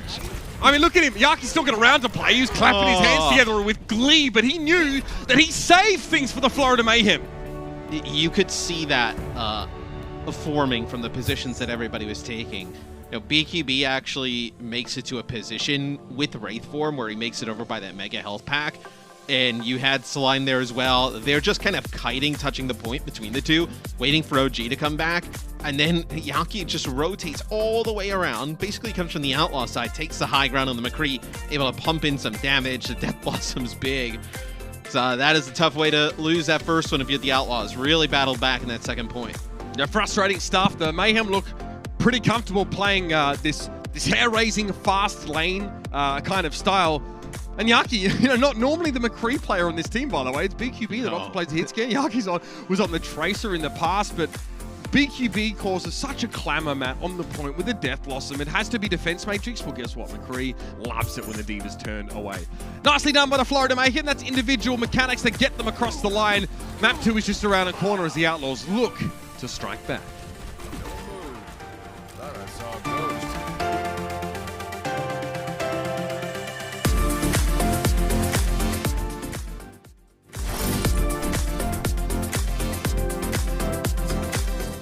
The Overwatch League is brought to you by T-Mobile, America's largest and fastest 5G network. Set your sights on the competition with T-Mobile.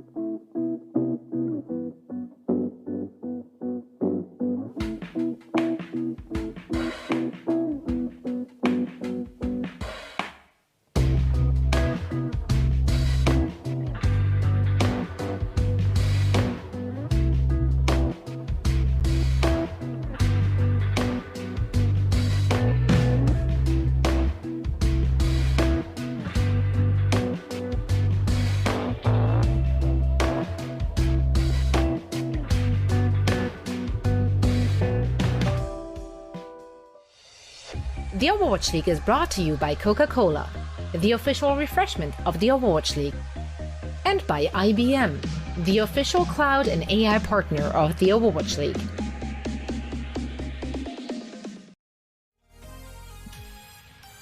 And I'm sure, I mean, more than a couple people probably wonder, what's going on with Chengdu at the moment. Dreamer comes in here and is playing at main tank, and well, this guy's got a pretty long list of accolades, and in fairness, this hero pool tends to suit him quite well. You can see here, he was a main melee quarterfinalist with the Los Angeles Valiant. Yes, he did tease out some very evocative words from me with his Earth Shatter in the past. To be fair, a lot of players just get the unbelievable. That's like kind of like the vanilla. It's kind of base level, but I start to get kind of freaky when you get words like ungodly and wrong. Dreamer definitely impressed me personally at multiple points last year, and Matt, I think you can agree, probably a bright spot on that Valiant roster who waxed and waned across the course of that season. Yeah, without a doubt. We do have a sub here for the Outlaws, so we'll see Jake come in for GB. We do not see Jungkook come in for the Outlaws, so Dreamer will stay in. No substitutions, as usual. For the Florida Mayhem.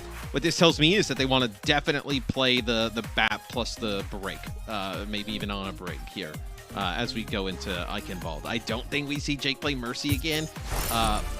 We saw it on Junkertown yesterday. It's not great. I don't think you can even really kind of blame the guy. Like, he's working on a support. Like, he's obviously... Well, he has to pocket an Echo, so it's way more dangerous to do it with a Fire. Right. Yeah, and there's a lot that kind of goes into playing Mercy in those types of scenarios, and he really just hasn't had like the real game time way to do it. Here's your map leaderboard presented by Xfinity for Eichenwald all time. The Florida Mayhem sitting on the wrong side of things. Yeah, much like the Outlaws been on the wrong side of the kill feed so far, the Mayhem on the receiving end of a drubbing from the Hangzhou Spark, who I don't want to spoil the results of APAC, but you should probably check in with your Hangzhou Spark, because they're just doing some You'll have to wild go things watch over the there. games. The results look fake when you'll see them, but just go watch the games. Absolutely. But if you're here right now, you may as well stick around, because the Outlaws are a team with very much heightened expectations this year after a very strong start in the May Melee. They did capitulate later on, but now they have a chance here to make things look better, make amends, and we may yet see Jake come out here on the Mercy, especially if Dante wants a little bit of extra backup just to make sure we can push that Echo play a little further. Yeah, we'll see. If they're going to play, there's still some time to make changes. I mean, you're not going to play Arita Ball, at least you would think not. Florida, they come out with the McCree on the defense. So McCree with Echo. Echo seems to be the staple all the time. And they'll actually play the Sigma with the BAP and the Brig. So this is kind of the comp that I thought you would see Jake come in and play with the Brig and the BAP, but maybe don't play it on offense. They'll play the Mercy pocket for the Echo, at least off the start. Looked like there actually he was just pocketing Happy, trying to get a jump shot. Yeah. But now he will return to keeping Dante nice and damage boosted. Let's see how the Outlaws get through this choke here. A decent amount of poke damage coming from this Mayhem composition. They've got Yaki and BQB to pressure, and obviously Gangnam Jr. will continue to lay down suppressive fire. BQB, though, knows once the Outlaws start to move up a little bit more, that's where he can really get rolling. Position like that from Dante is what he wants to punish with the McCree. And now without that damage from the Echo, you kind of have to go back a little bit. As Happy almost gets caught out there. Just controlling the choke here for the Florida Mayhem. That's what it's all about. Happy definitely pressured there. BQB needs to respect the range of Hangzhou here. Happy wants to try and make use of the Ant Matrix, but no one's really giving him any sort of target. Good disengage from the Mayhem, despite not having any Lucio for speed, but Slime gets caught out there. Looks like OG was probably caught by a hold from Dreamer, if I'm not mistaken. They keep him in place. And the Mayhem, they had an Ant Matrix, but no one's really there to make use of it, Matt.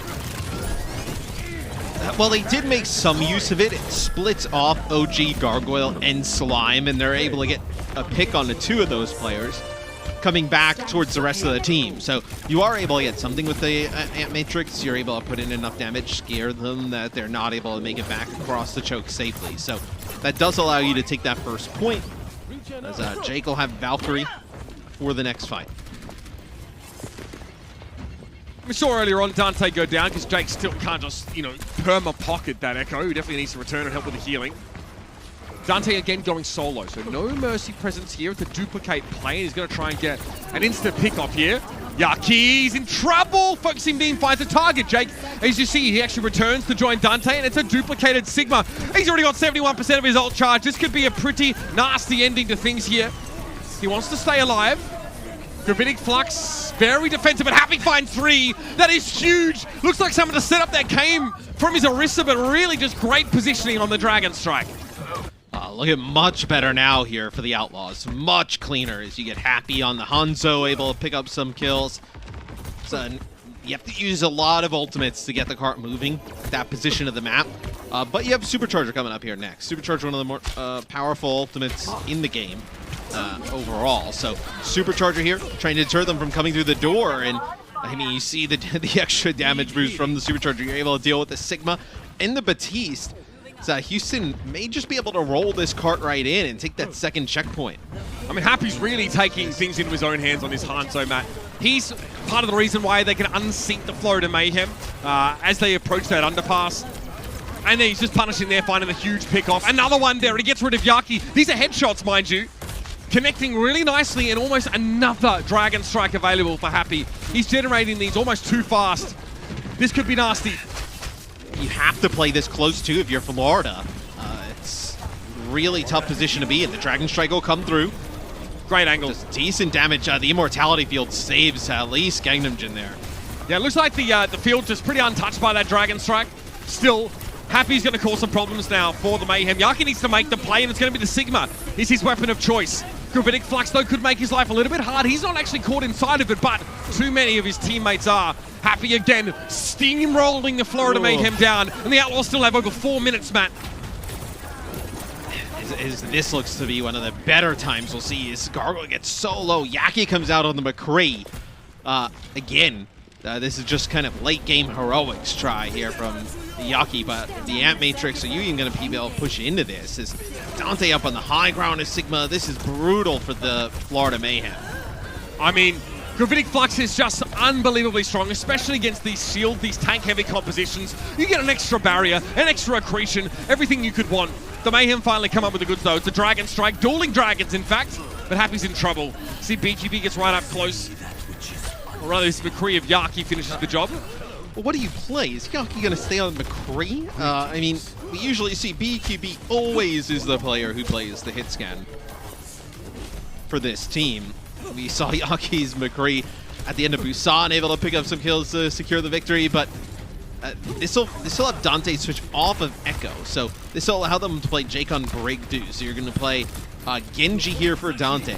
Really just challenge the McCree of Yaki. Tough job, though. Custer said, don't play Genji on the desk. Looks like the Outlaws want to go for it, but without Jake here, this is a non-starter. No biscuits for Dante means no win. Yeah, I mean, Custer switched his prediction and then asked for no Genji. They lose the first map, and then they play Genji in the second map. I mean, yeah, he's out there making demands of the Houston Outlaws, man. Stay away from that guy. I mean, who knows? You know, people get struck. That guy's kind of sus, man. Yeah. I mean, Dragon again here for the Mayhem. You'll have this as split players off. You can build up an Ant Matrix. Probably like if Supercharger or Ant Matrix hit drop in the Outlaws, you use a Dragon to just get players, you know, out of line of sight. Dante will deflect it too. Unlucky. No. No, try to bold prediction, didn't work out. So, okay, so not too much there. The Outlaws are able to split and avoid that. Okay, they've got a Brigger hiding in the wings here. There could be a play. The Flash Note was deflected back into Yaki, but he still has the big body of Orisa in front of him. Slime's also there. So really, the Mayhem aren't punished for trying to make that play. Gravitic Flux, couple players caught in there, and Happy's going to follow up on that nice capitalization. Yaki tries to go for a reactive Deadeye, and they do get the Genji at the very least, but this Dragon Strike is going to force positioning now. Look where OG is, right back on that right-hand side. He actually able to get rid of Happy despite being forced out of where he needed to be to hold on the point. And Jake has Rally. It's a Slime with Rally pushing up. Yeah, and they're able to actually, I was going to say they have Rally plus Supercharger, and you're able to hold on to Supercharger. That's massive here for the Florida Mayhem. This was like almost like 5 minutes on the clock. Now at 1:12, things get scary for the Outlaws. You don't have a nano to combo with this blade.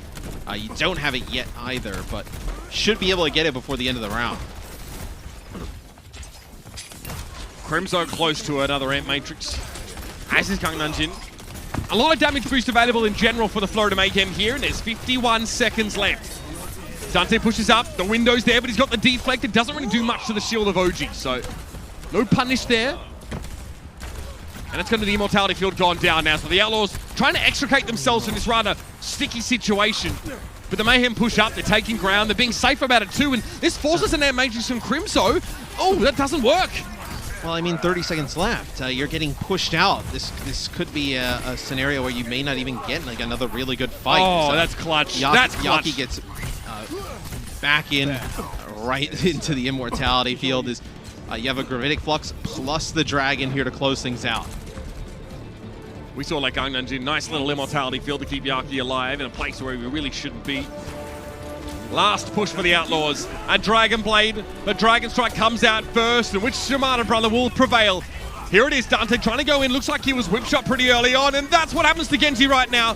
Immortality Field for Crimso is down. Gangnam Jin's lost his as well, and Dante's blade doesn't do much except cause a bit of a stir. But Yaki's down. Good Gravitic Flux there, though, from Piggy. That was quite crucial. And now the Outlaws can roll straight forward in overtime. They have a chance to finish the map. Will you be able to get another touch here if you're the Florida Mayhem? Looks like Yaki's switching over to Reaper. He might get close. No. Oh, actually gets a teleport right onto it. So you will get a touch here for the Florida Mayhem. OG, good adaptive shield as well. That'll keep him alive a little bit longer. Immortality field got picked up very quickly by Piggy. Very astute from him to get rid of that so early. That means that OG just can't stall for nearly as long as the otherwise would have liked. Dreamer wrapping around the point. Bubble giving over to Yaki, who needs to stay alive, but there's just too much pressure here. Eventually, he's run down, and the Outlaws will get their prize. Hard fought, indeed. It's still like, okay, so the Outlaws complete the map, but where the Florida Mayhem we're looking at on defense with the amount of time, it was, what, like 5 minutes almost on the clock? I mean, it's as good as you can get if you're Florida. I mean, you end up kind of bending at the end and giving the map completion over, but no time on the clock. You have to almost, if you're the Florida Mayhem, look at that as like a little mini win. Absolutely. Considering how dire things were looking, at least the Outlaws know they get a full map completion here. The Florida Mayhem, definitely not the team that they were when they're on the receiving end of a record time on this particular map. We know that there's just a myriad of different choices they can go for in terms of composition to try and rattle the Outlaws here. Houston, however, Jake's still on the Mercy, and you know, we mentioned like, oh look, Jake didn't have much success. He obviously was switched off the Mercy on Junkertown, couldn't get much done there, but he's not the kind of person to shy away from a challenge. Looking much cleaner on that Mercy. Picked a couple times his Brig here, but he's definitely getting focused down. Here's this Dragon Strike, by the way. There's an Immortality field there. Beautiful. And they can't get into it. That Immortality field's still standing, by the way, but the Mayhem have other ideas. Odd little passage of play. Yeah, interesting. You saw you played Jake on the Mercy again on defense. I thought for sure that they would end up playing him on Brig on the defensive side of things. But they might wish they did. Well, we'll see what they do, the Florida Mayhem actually go with here. So BQB will end up playing the Hangzhou with Echo here. The only difference is you have the Ana in play here. I mean, you have Winston. You have Winston Ana. They're actually playing completely different tanks here. This is why I said that they may regret not playing the Brigitte. It's just one less contingency to deal with the dive approach. Treats Happy needs to be that much more canny about his positioning. Oh my god, he's sharp. He is mighty sharp. OG takes a ton of damage there. Yeah, his aim is phenomenal. OG does take a ton of damage, but you've gotten through this initial choke. So you've given this up if you're the Outlaws. And now if you're Florida, you just have to kind of find an angle of attack. And losing OG there is kind of really ends everything. So back up now. Dante with a double. He'll end up getting a duplicate out of this first fight. So Dante's going to get a Primal Rage before OG does, man. Yeah, he might get two with the way Echo works. Houston looking a lot more comfortable after that first fight. Eventually, OG just has nowhere to go. Gets run down by all of this insane poke damage from the Outlaws. I mean, that's why the Mayhem are trying to close the gap quickly, but this is not the map that lends itself to that. There's a lot of wide open space that, frankly, just has to be traversed by hook or by crook. Nano Boost is there for Gangnam Jinno. That means OG can definitely get involved, and there he goes, straight into the back line. Looks like he immediately was kind of booped out of the way. Here is going to be a D.Va duplication, but OG still wants blood. He still wants to try and get into the back line. Great discipline from him. He goes to half health, even though he had the nano on, and just takes the high ground. This lets the rest of the Mayhem get in, but will his prudence be paid off? It's BQB to die to Happy. Slime's able to bring him back into the fight at the very least, but this is kind of where the Outlaws are happy to fight. OG goes down, Happy's damage boosted, and Dreamer had a supercharger. He went down instantly, and that was like a primal. Is not really a way. I mean, Florida, Yaki and Slime in such a odd position. Is you're able to get one. They're trying to get a Gravitic Flux onto the supports in the back. Okay, so they do get Slime. They connect with him in midair. That'll stop any type of scary secondary push that would have came through from the Mayhem. Yaki and Slime really, they're caught very far behind there. Yeah, this is that Florida Mayhem's reluctance to play double shield here. Sort of running headlong into a lot of poke from two of the best players at their respective roles in the entire league. I really can't. I don't think you'd be able to ask for much more than Happy on hit scan and Dante on the Echo here. Dragon Strike's there for BQB. God knows how they're going to subject the Outlaws to that adequately. No. What? Self-destruct. The buy was huge! Dragon, yeah, I mean, that's a massive one. You may force them into the back here because OG's going to use the nano. Beautiful play here. That's all set up by that biotic grenade. Yeah, they can't heal up the Outlaws in time. The Dreamer only had, what, 100 HP or so by the time OG goes jumping in. Gangnam just puts the team on his back with that Ana play. That's what we're saying about Ana's being playmakers. But Happy is 1-2, and OG's got, again, nowhere to go. Dante's going to pick him up with the sticky bombs now. That leaves the supports mid-fight for the Mayhem a little bit vulnerable, and they're reluctant to push up. They have Gargoyle there with a self-destruct. He needs to be able to remech, though, and he can't. Dreamer picks him off as he gets out of the mech. Now the DPS really have to step up. Oh, wait, you can get a free tank.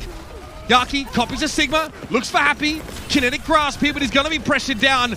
And the Mayhem, again, they just bite off a little bit more than they can chew there, and they're down to 10 seconds left. Yeah, and I think the biggest difference has just been how good Dante has been. Primal Rage knocking OG back. It's 5 seconds to go. It's going to be Slime trying to go over the top, trying to get a touch taken out of the air by Crimzo. So beautiful hold there as the Outlaws tie the series up.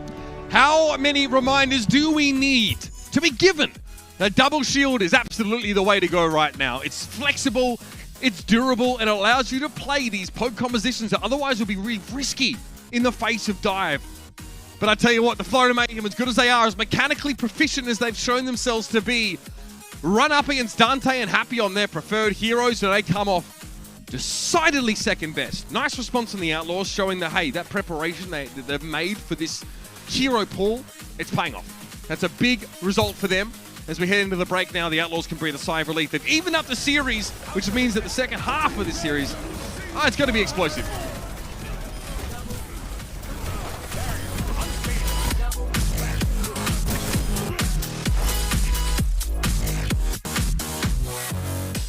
The Overwatch League is brought to you by T-Mobile, America's largest and fastest